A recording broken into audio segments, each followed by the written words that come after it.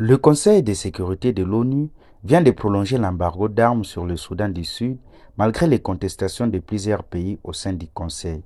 Malgré la réticence de plusieurs États membres qui siègent au sein du Conseil de sécurité, cet organe de l'ONU vient de prolonger ce jeudi 30 mai l'embargo d'armes sur le Soudan du Sud pour une durée d'un an, soit jusqu'au 31 mai 2025, ainsi que les sanctions individuelles imposées depuis 2018 sur certaines personnalités.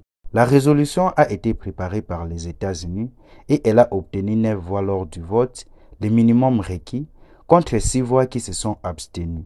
Du côté américain, ces derniers s'inquiètent à travers le texte qui est présenté de la poursuite de l'intensification de la violence, prolongeant la crise politique, sécuritaire, économique et humanitaire dans une large partie du pays. Cet embargo reste nécessaire pour juguler le flot d'armes vers une région inondée d'armes.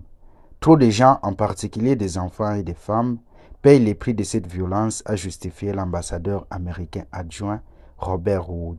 Un avis qui est fortement contesté par la Russie notamment, qui réclame depuis quelques années la levée de cet embargo. Cet avis est soutenu par la Chine, le Guyana ainsi que le groupe de pays africains au sein du Conseil de sécurité.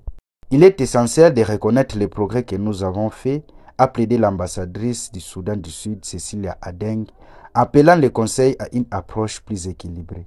Lever l'embargo sur les armes nous permettrait de construire des institutions sécuritaires nécessaires pour maintenir la paix et protéger nos citoyens, a-t-elle rajouté. Signalons que les embargos de l'ONU sur les armes sont de plus en plus contestés, surtout par les pays africains, souvent soutenus par la Russie. Rappelons que le Soudan du Sud vit au rythme d'une guerre civile depuis 2013 et c'est malgré l'accord de paix signé en 2018. Les violences au Soudan du Sud ont causé le déplacement de plus de 2 millions de personnes dans le pays.